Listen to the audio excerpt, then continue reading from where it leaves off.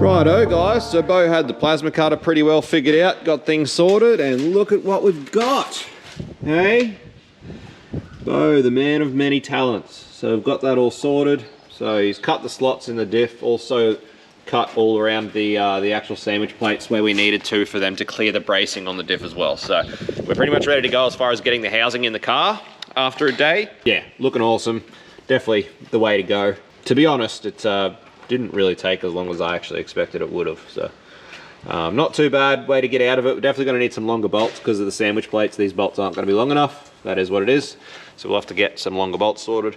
As well as that, I've actually located a 3.9 front diff center.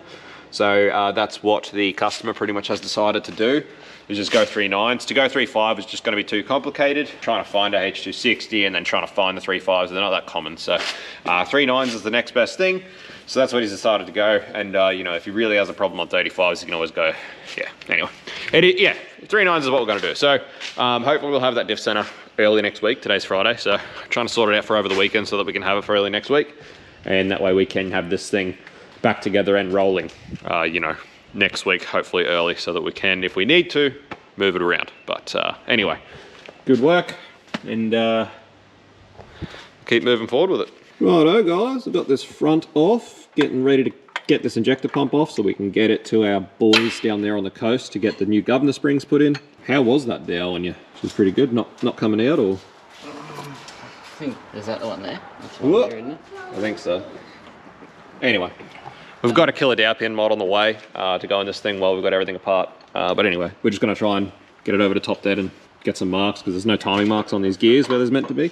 So we're gonna have to sort that out ourselves. So Rex has gone to get some longer bolts to fit our plates for the 5-link, and after that we'll be able to get the diff in. All right guys, we've got some longer bolts, and as you can see, both started getting this diff in. It's looking awesome, looking really good. So stoked that all worked out pretty well.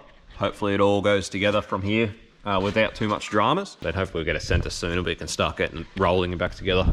Also, very bare. Yeah. Got the injector pump off, it's here. So got the new governor springs to go in. I think they're 4,000 RPM.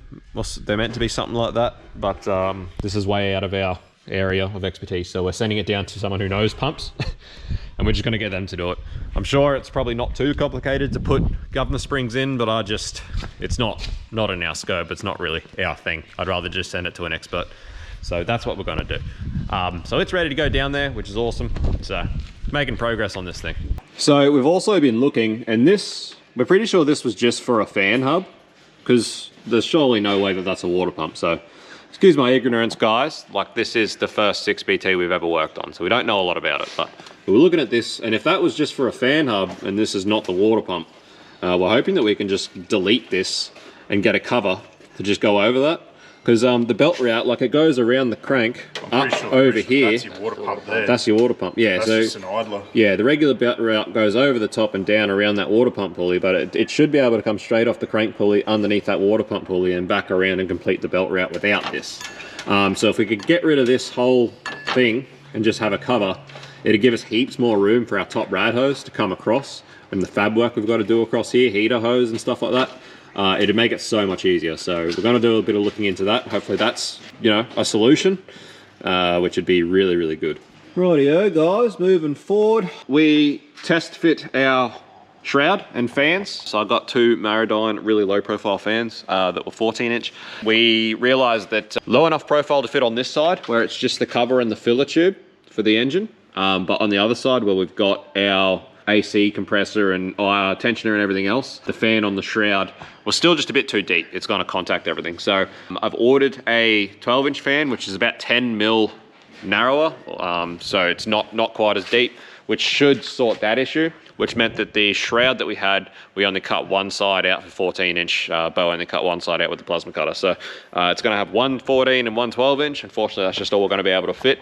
It is what it is. But what we have decided, because the owner did supply a transcooler with the build, but it's a stock transcooler out of some sort of Toyota, and the fittings are spot welded on, and as you can see, they sort of protrude pretty far forward. It's kind of annoying the way that they're set up. It'd be really good just to use a generic cooler where we just have AN fittings, you know, on the top or on the side or something, is the plan.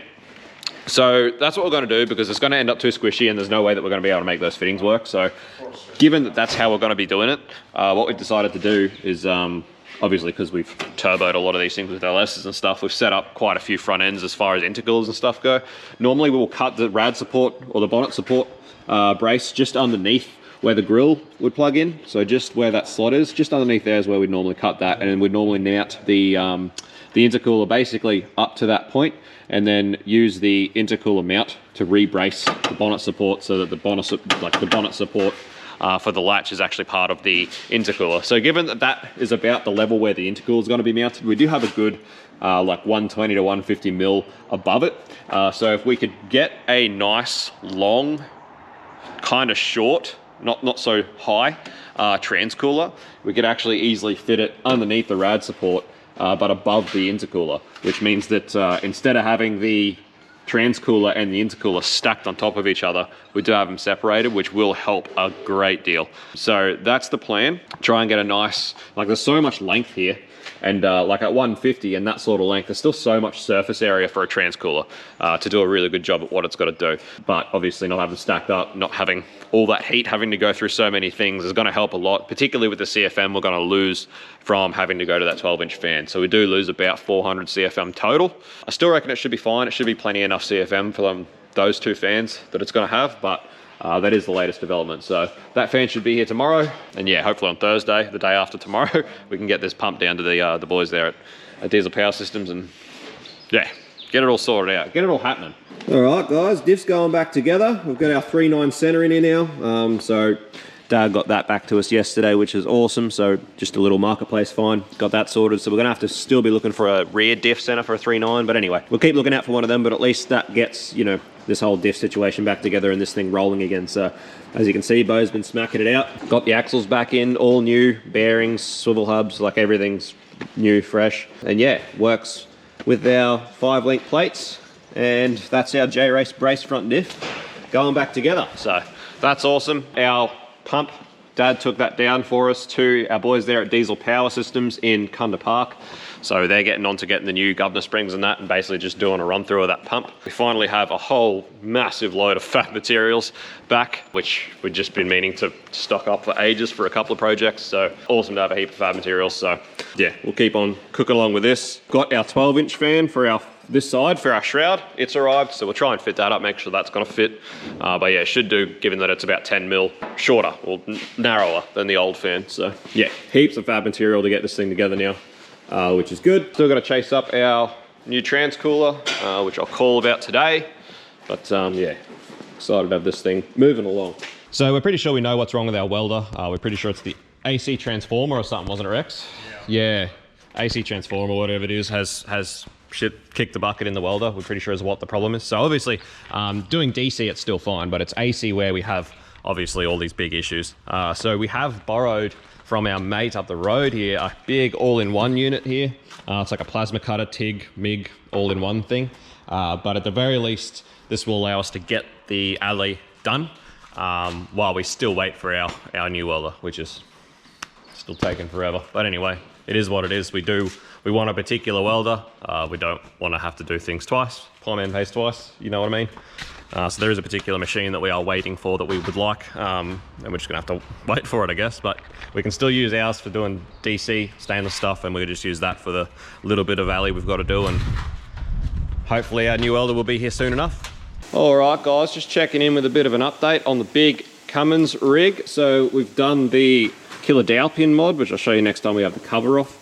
Our diesel injector pump is nearly ready. So they've just got to spin the pump up, as far as I'm aware, and then it should be hopefully on the way back to us, provided there's no issues with it when they spin it up. But the governor springs have been changed, so happy days. But we're waiting for the pump to get back before we do the valve springs, because obviously we have to turn the motor over, and we don't want to while it's all locked to TDC before the pump goes back in and we retime it. So we've got our new Pulsar turbo going on. For whatever reason, the inside holes on the housing are actually threaded, so Bo had to drill them out because the threaded holes don't actually suit our application at all.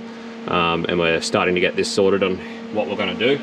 Bo's starting on welding a mount onto the housing for the wastegate actuator, because these turbos have one that's actually cast into the front housing, which once you clock the turbo housing the way we need to clock it for the car, for the project, it doesn't line up, doesn't work anymore. So that's a bit of a problem. So Bo's welding a new mount on so that we can move our actuator to somewhere that's actually going to work. And then the turbo can go back together. It was a real pain to get apart because it's a giant big circlet. We don't have any circlet pliers that big. Had to do a makeshift multis and punches and spaces, and it was sketchy, wasn't it, Bo? Very. She was very, very sketchy. But we got it apart. Hopefully we can get it back together. We'll wait and see. Time will tell. Our new intercooler is here. We've got a Plasma Man intercooler. We are just waiting on our transcooler because we can't really mount the intercooler the way we want to mount it until we get the transcooler, because it's going to go above it. So the plan is to not have them stacked on top of each other. We're going to have literally the transcooler on above and then the intercooler below on the same plane, so that it's one less thing stacked on top of each other for this front end. So it'll be those two, and then it'll be the condenser, and then the radiator, and then the fans. So hopefully with that setup, we've got enough fan, enough CFM to keep this thing cool and keep it all happy. But time will tell. Anyway, that's about where we're up to with this thing. Yeah, killer dowel pin mod's a fairly common thing with these Cummins. Obviously this is the first one we've done, but super simple. Just a little dowel pin and a retainer to stop the dowel falling out and into the timing gear, which is obviously going to be catastrophic. Now, the other thing we found is that the Dodge Cummins and the actual Dodge Gen, I think they're a Gen 2 Rams, they didn't have this fan idler, so there should be a 4-bolt thing that we can put on here to delete that idler, because we don't need it.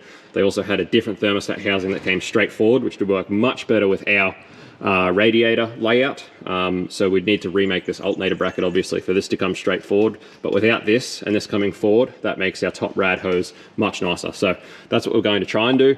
The other thing we've been looking at is the dipstick. Now, the dipstick for the rear sump is right at the back of the block. Is going to be a real pain with where our dump pipe's going to go. And the original dipstick hole, which I believe is underneath this engine mount, we're going to have to plug up. So a lot of that's going to be a real pain. Hopefully we don't have to pull the engine out. Hopefully we can just punch the whatever Welsh plugs blocking that one in and fish it out of the sump. Hopefully it comes out with the oil, or we can use a magnet to get it out of the drain plug. And hopefully there's enough room under the engine mount that we can get in and put another plug in the one that's already open. So painful and annoying. So the other thing we were just talking about this morning is the ABS. This car's obviously got ABS, originally being, I think it was a TI, so it's got ABS from factory.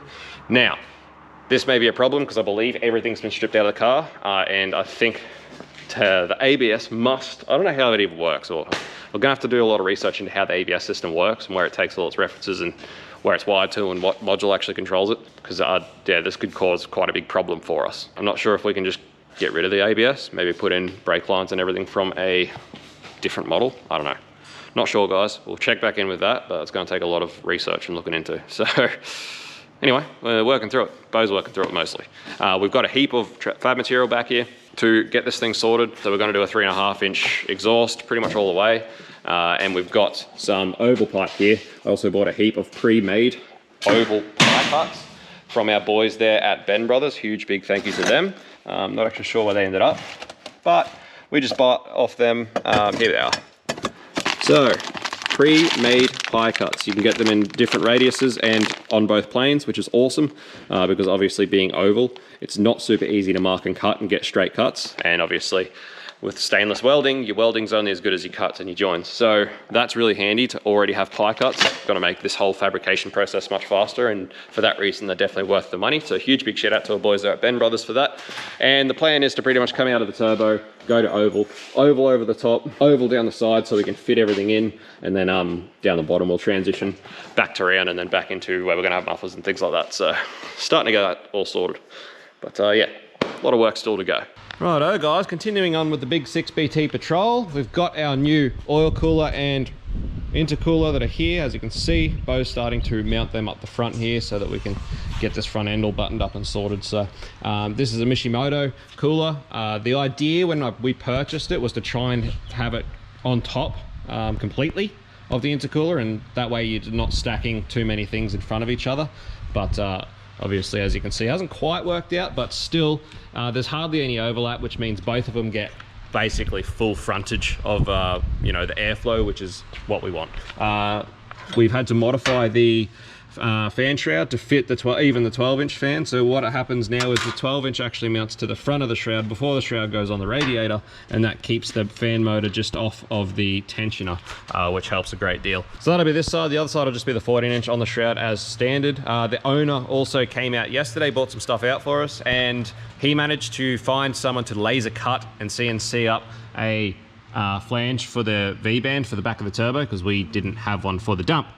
So that's here, which is awesome, which means we can finally start hoeing into this dump pipe. I've already cut the reducer down that we need, and I've got it in the freezer ready to go, so we can try and get it into the flange and get it all started. So that's coming along, that's happening. So as well as that, he also bought a 3.9 rear diff center out for us. So we've got a 3.9 rear center now to go into the rear diff, so we can get that in there and start sorting out our drive shafts or tail shafts, which will be coming from Faro Shafting in Nambour. Big shout out to Dan there, he's always helped us out. So yeah, we're ticking along with it. Our pump is ready. Fuel pump is ready. It's got the new governor springs in it. They spun it up and spun it to 3,500. He reckons any more than that, and he'll probably need some more governor spring, but 3,500 is about what the owner wanted to get, so it's all happy days from there as well. We just got to go pick up the pump and get it back here and get it back on the engine. So yeah, it's all ticking along. We'll get started on this dump. Bo's cracking along with the front of it. It's all happy days. So for the intercooler, we've actually gone Plasma Man as well. So we wanted to put something half decent on this thing, because he does want to push some power in future, but it's also just nice having nice cool intake air temps. So as well as that, Rex and Bo sorted out this front housing and welded a plate on for the wastegate actuator, which is the correct placement for when the turbo is clocked to where we need it clocked to. What the freaking hell is this rag? So yeah, that's what we had to do. It's just what had to happen because of the way that it's molded into the front housing. But yeah, that is going to work fine for our wastegate actuator. So all happy days there as well.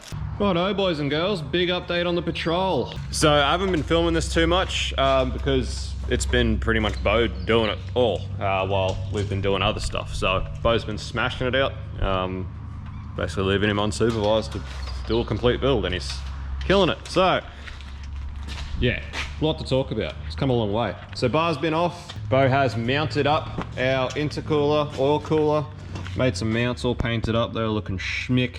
As you can see, they've just been offsetted as much as we could to ensure they're not stacked on top of each other as much as possible. It didn't quite work out exactly as we hoped, but at least they're not shrouding each other heaps. And hopefully, with them being separated enough, they're both getting enough frontal air that they're both going to work very efficiently, and our fan is going, or our fan setup is going to be plenty enough CFM to keep everything cool. But anyway, the point is, it looks bloody great, looks awesome. The bar's gone back on. He's cut the holes in the rad support. Oh, this one on this side is cut, this one was already here. Tried to sort of match them as best as possible, but you can see where our charge piping goes through there, which is going to work great. As you can see, we've cut the old wastegate actuator mount off the turbo housing, and you can see where the fresh one is that works with the way the turbo is clocked. So that all works out quite well.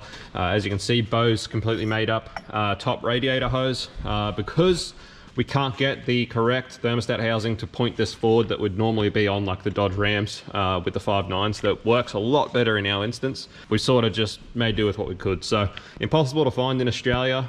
Even to get them from America at the moment is just absolutely outrageously expensive. It's like the one that I found that we could get was like 300 USD, and it wasn't going to be here till like end of January. So we're just persisting with what we got essentially.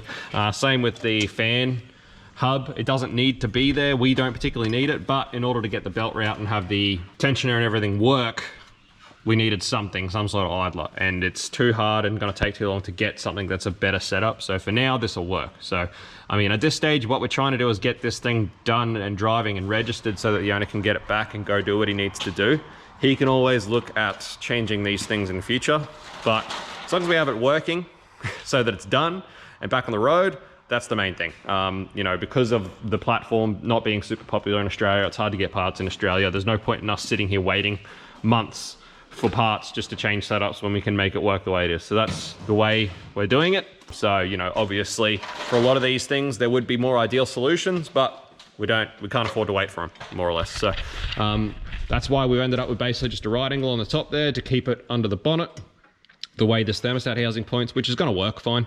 And that's Bo's top radiator hose sorted, and it actually does fit with the old fan hub to go back on to keep the belt route the same, which means that I don't have to do too much modification there, which is awesome. So that's that. I'm going to go pick up our fuel pump. Once we have the pump back in, then we can start moving on to doing our valve spring. Bo's unpicked and got rid of the factory battery tray, as you can see, and then made up some new brackets to mount the factory fuse and relay box back up there, because we are going to need to use that to run a lot of things. So that's worked out bloody awesome. So I've got on the way just one of those generic 3.5-inch inlet outlet round air boxes, which you can just buy from eBay, the Auto Technica ones. We've used them in quite a few conversions and they do work out pretty well. So we should be able to fit one of them pretty honestly up here in this corner now that we don't have a battery. And then the charge piping obviously will come up through there. We're talking about moving the receiver drive back forwards under the headlight a bit more if we have to create some room. But yeah, that'll be the charge piping through there and intake piping to our airbox here. And that should all be hopefully nice and happy days. Yeah, the other side, Bo's measured up where we can fit a battery tray on the downside of that inner guard. We will fit, what is it, a Z70? Yeah, N70ZZ. N70ZZ, sorry. So we will fit an N70 battery on a tray as long as it's mounted on the downside of that lump, which is fine because we'll use this area to mount, use some brackets, get some brackets made up and stuff and mount the fuel filter and everything else up here. So that's the plan there, and there should still be enough room for us to run our charge piping up, sneak it on the inside between the battery and the fuel pump and into the inlet manifolds. Now, we looked at this, obviously, again, this is not particularly ideal. I think there's probably a bit of a restriction in this part, and a lot of people obviously buy the correct or better manifolds for the intake manifold intake. But once again, it's another thing that we don't particularly have to buy and wait for. We can just plumb it into this, it's gonna work, and that's pretty much the mantra at the moment with this car, is get it done and working. Try not to get stuck at a point where we've got to order parts and wait 40 freaking years. So that's the plan, is to just make it work with that inlet. As weird as it is, it'll do it. Now, the other thing is I started on the dump pipe, a bit rusty on the welder, but I did get started on the dump. So what happened was, same thing, to get a V-band flange to suit a factory hull set turbo, very, very hard to find. So the owner actually ended up sourcing someone who CNC machined one to suit. And I started on the dump pipe, but what we found was that the flange that was supplied, that was CNC'd, it was very, very thin, it was very small, and welding, it was actually that small that welding it pulled it around a lot, and it's way, way, way not flat. So a flange doesn't really seal very well anymore at all. So I've asked if the same guy can machine another one, but make it a fair bit thicker. So that's the plan. So basically that's gonna get aborted and restarted with a new flange. And I'll be two things. This time it's gonna be thicker. I'm also gonna protrude the inside of the pipe a bit more so that it actually comes into the housing to help it seal a bit better. And I'm also going to weld it with it actually bolted up to the housing to try and dissipate the heat a lot better so that it doesn't warp again. So a little bit my fault, a little bit the fault of the piece. Either way, it's going to get redone. So I haven't got back around to continuing that just yet, but hopefully it's going to be here very soon. So anyway, that's the plan with that. Anyone that's watched 6BT patrol videos or seen them before, all the exhausts do the same thing. They come up over the engine and down that side. That is the plan with it. Yeah, so that's where that's at. So that's more or less where we're up to. The owner supplied that 3.9 diff center for the rear. Bo has swapped that out, so we do have the 3.9 center in the rear now. When I go down to pick up this pump tomorrow, I'm going to take the tail shafts with us and take them to our shafting place, Faro Shafting there in Nambour. We're going to get them started on modifying the tail shafts to suit the new transfer case location so that we can get the tail shafts in this thing ASAP. And yeah, we'll get this new flange here. I'll keep going with this dump pipe. So at the moment, Bo's working on the bottom radiator hose. Now that he's finished the top one. But due to the tensioner setup that's on this thing and the sort of inlet manifold that was on the engine for the bottom rad hose, it's going to be real funny and not too great. So Bo at the moment is modifying the inlet manifold for the bottom radiator hose on the engine side to try and get it a bit better suited.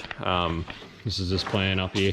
So this is what we were working with, and just because of the way it faces and where it is, based on all the ancillaries that are on the car and the tensioner, it was just going to be a real weird radiator hose. It's going to have to come around, loop forwards and then back down and go back, or it's going to have to come up and back and go down under, like beside the oil filter. So yeah, Bo's going to try and make a new one. We're just waiting on some steel plate to get here to start making a new one out of. So that's the plan. We'll modify that and get the bottom rad hose sorted. But it's coming along, guys. Coming up Millhouse. Yeah, we're busting us, try and get this done for a deadline, which I'm not sure if we're gonna make. But hey, we're trying our best. Also, the uprights for the bull bar did have to get trimmed up to make way for our charge piping. This isn't uncommon. We've had to do it on quite a few boosted LS patrols and stuff we've built. And as you can see here, the grill has been modified to fit back in front of the intercooler. But it all fits great, works awesome. The owner isn't planning on running this bar for too long, but again, his main objective at the moment is just to get this thing running and on the road so that he can start doing some stuff with it, and he'll change the bar at a future later date. So that's what we're about, that's what he's about. We're just trying to get this thing running and on the road, and we'll worry about modifying, fixing, doing other stuff to it later on when we can afford to wait for things. But yeah, at the moment we need it done. All right, what's going on, guys? Sorry that the content of this thing has been patchy, to say the least, but it has been a pretty hectic end to 2023 and start to 2024 for me, and I've been in and out quite a bit. But we missed a couple of deadlines because of all the stuff that's been going on. A lot of stuff that's just out of our control, that just we just weren't able to get a lot of things over the line for when it was meant to be getting done. So because of that, a few things are going to change, which I'll touch on maybe at the end of this video. But a lot of those things that we sort of decided we wouldn't have time to order and wait for, or that we worked around, we now obviously have the time to wait for and do a better job. So now that it's not such a rush, a lot of that stuff will probably get ordered, and we'll change a few things that are in the bay. But yeah, we'll touch on that a bit later. But Cooper's out here today. He's bought out the canopy that is going on it, and he ended up taking the wheels with the 37s back and getting them swapped over for 35s. So a bit more suitable to touring, the old 35s, not the 37s. They're over there for next time it's sort of on the hoist and stuff, and we're ready to go. Still waiting for some tail shafts and a few other things, but yeah, we're keeping on working towards this. But new U-boot canopy on it, so he's cut off all of the bars, and the canopy's going on now. We've just got it in situ, and now it's time just to bolt it all up. But really cool touring setup. Yeah, nice little getup that he's been working on kitting out. So big old touring rig. There you are. It's on. It's on. Anyway, bit of a mission. Luckily we got the machinery we have around here to get things like this done and make it all happen. But anyway, I'm pretty sure this episode's dragged out a lot. You know, to get to cut at this point, it's been a long time, so I probably need to start editing this build series and start getting something up on YouTube. So I'll probably end this video here. In the next episode, we'll go through a couple of the things in the bay we're going to change and move around now that we've got time to wait for certain things. But yeah, it's all coming along, coming together. Excited to get this thing humming. Hear it go. It's gonna be good. Absolutely. Can't wait. It's been a long time coming. Yeah, long time coming. All right, happy days, guys. Well, cheers for watching. As always, smash like, smash subscribe. We'll see you on the next episode. Yeah, hopefully we can get this thing happening pretty quick. Cheers, guys.